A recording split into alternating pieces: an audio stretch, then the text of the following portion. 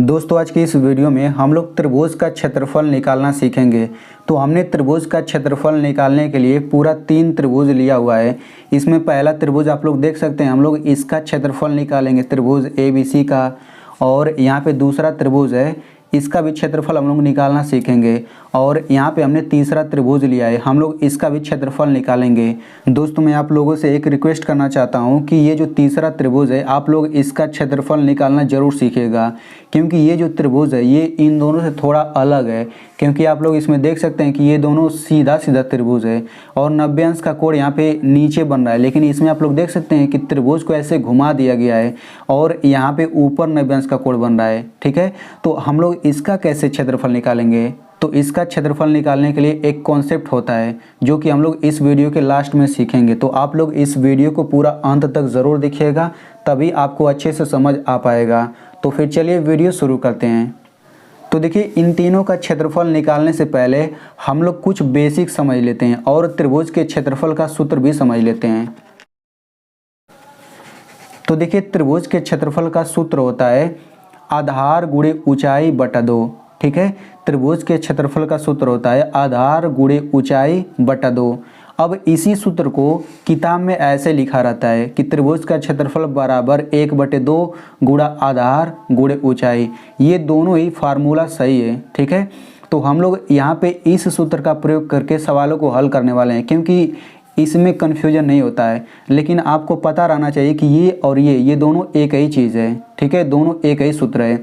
अब मैं आपको एक और चीज़ बताना चाहता हूँ कि ऊंचाई, यहाँ पे देखिए ऊंचाई आ रहा है ना, ऊंचाई को हम लोग लंब भी कहते हैं। यानी कि जब आप किताब पढ़ेंगे तो कहीं किताब में ऐसे भी लिख सकता है, त्रिभुज का क्षेत्रफल बराबर लिख देगा 1/2 गुणे आधार गुणे ऊंचाई की जगह पे लंब लिख देगा। ठीक है, तो आप लोग कंफ्यूज मत होइएगा, इसीलिए मैंने आपको बता दिया कि ऊंचाई को हम लोग लंब भी कहते हैं। ठीक है, अब यहाँ पे देखिए आधार जो होता है, आधार को अंग्रेजी में बेस कहते हैं, ऊंचाई को अंग्रेजी में हाइट कहते हैं।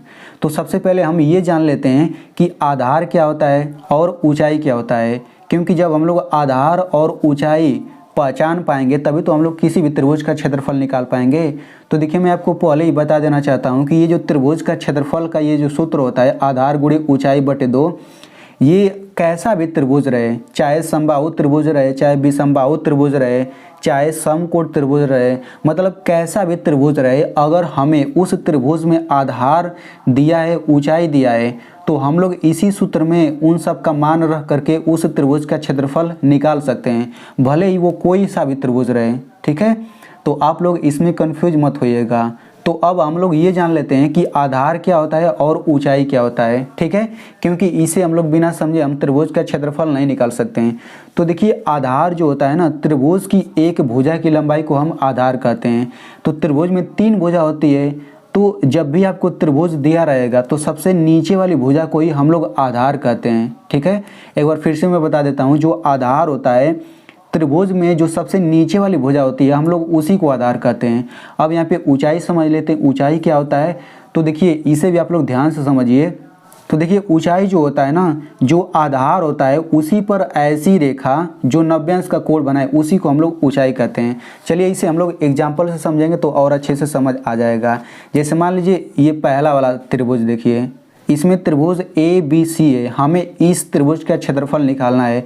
तो सबसे पहले हम देखेंगे आधार क्या है। तो देखिए, इस त्रिभुज ABC में 3 भुजा है, एक भुजा ये हो जाएगा, दूसरी भुजा ये, तीसरी भुजा ये। तो सबसे नीचे वाली भुजा को ही हम लोग आधार कहते हैं, यानी कि आधार इसमें कितना हो जाएगा, आधार 8 सेंटीमीटर हो जाएगा। अब हम लोग इसमें ऊंचाई देख लेते हैं कि ऊंचाई क्या होगा।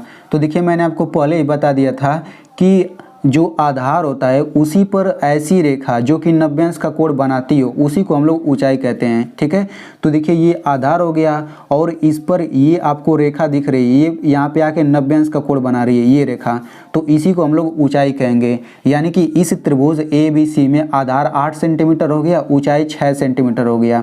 तो हमें इस त्रिभुज का क्षेत्रफल अब हम लोग निकाल सकते हैं, क्योंकि आधार पता है, ऊंचाई पता है। तो चलिए अब हम लोग त्रिभुज ABC का क्षेत्रफल निकालते हैं।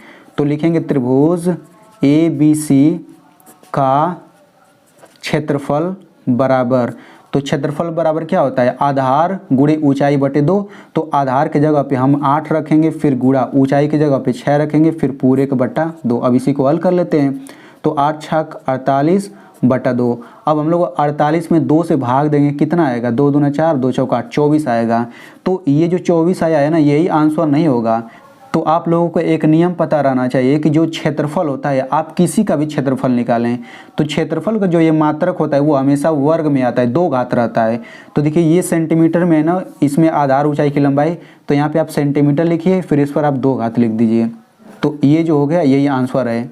यानी कि ऐसे गुणा भाग करके जो यहाँ पे अंक आएगा उसके बाद ये सेंटीमीटर स्क्वायर लिखना ज़रूरी है।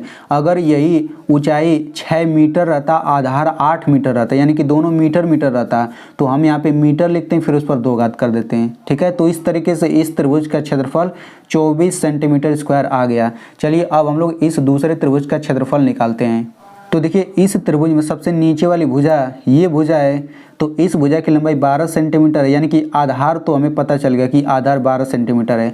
अब यहाँ पे देखिए इसी आधार पर ये एक रेखा है जो कि यहाँ पे 90 अंश का कोण बना रही है, यानी कि यही रेखा क्या हो जाएगा, ये रेखा ऊंचाई हो जाएगा।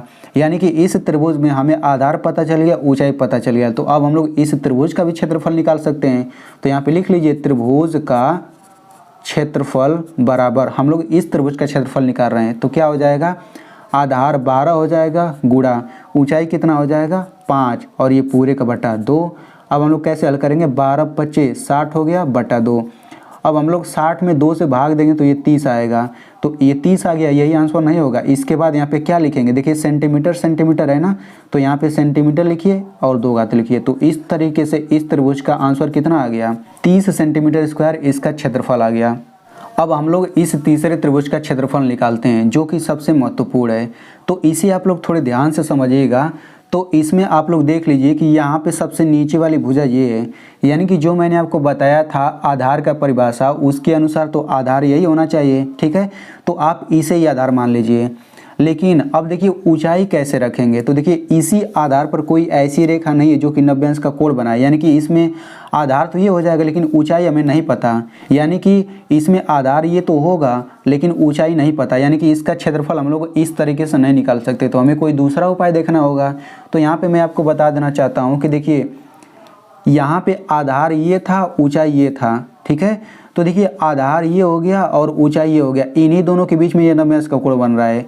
और उसी तरीके से इसमें देखा जाए तो आधार क्या है, आधार ये है, ऊंचाई ये है, तो आधार और ऊंचाई के बीच में ही 90 अंश का कोण बन रहा है। ठीक उसी तरीके से देखिए यहाँ पे 90 अंश है, यानी कि इस 90 अंश को बनाने वाली ये भुजा है, ये भुजा है, यानी कि इसमें यानी कि इन दोनों में से कोई एक आधार होगा, कोई एक ऊंचाई होगा, क्योंकि हमेशा देखिए आधार और ऊंचाई के बीच में 90 अंश का कोण बनता है हमेशा।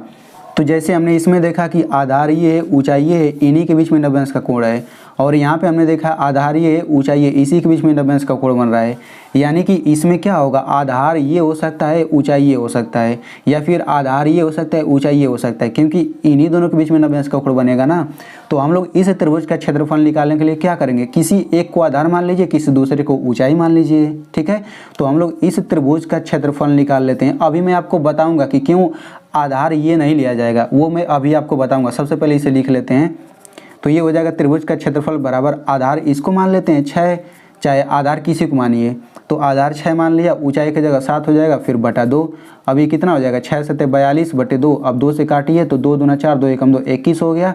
सेंटीमीटर है तो ये कितना हो जाएगा, सेंटीमीटर पर 2 घात। तो ये जो हो गया यही इसका आंसर है। अब यहाँ पे मैं आपको बता देना चाहता हूँ कि हमने इसको क्यों नहीं आधार लिया। तो देखिए यहाँ पे हमारे पास एक त्रिभुज है, इसे आप लोग थोड़े ध्यान से समझिएगा क्योंकि ये बेसिक रूल है। ठीक है, तो यहाँ पे हमारे पास एक त्रिभुज ABC है। अगर हम इसका क्षेत्रफल निकालना चाहें तो इसका क्षेत्रफल कितना होगा, तो इसका क्षेत्रफल मैं यहीं पे निकाल देता हूँ। 5 गुणा 12 बटे 2 कितना हो जाएगा, यहाँ पे 12 25 60 बटे 2, 60 बटे 2 होगा, यानी कि 30 होगा, 30 सेंटीमीटर स्क्वायर। तो देखिए 30 सेंटीमीटर स्क्वायर इसका क्षेत्रफल आ गया।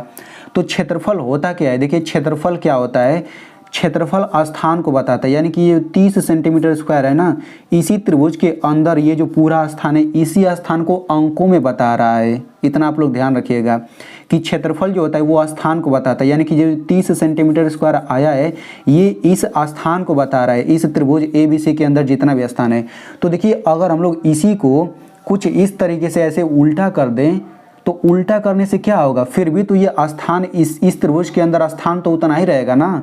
तो ऐसे मान लीजिए पलट करके चित्र बना करके आपको दिया है, तब इसका क्षेत्रफल निकालने के लिए क्या करेंगे हम लोग, आधार इसमें से किसी को मान लीजिए, ऊंचाई किसी को मान लीजिए, इन दोनों का गुणा करके बटा 2 कर दीजिए, वही आंसर हो जाएगा।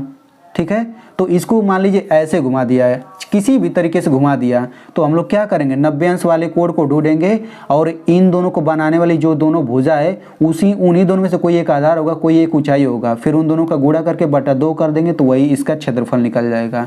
तो आई होप आपको बहुत ही अच्छे से समझ आ गया होगा। अब मैं आपको एक सवाल देता हूं, आप लोग उस त्रिभुज का क्षेत्रफल निकाल करके जरूर बताइएगा। तो आप लोग इस त्रिभुज का क्षेत्रफल निकाल करके कमेंट में जरूर लिखिएगा। आप लोग इस चित्र को देख लीजिए, आपको इस त्रिभुज का क्षेत्रफल बताना है कमेंट बॉक्स में।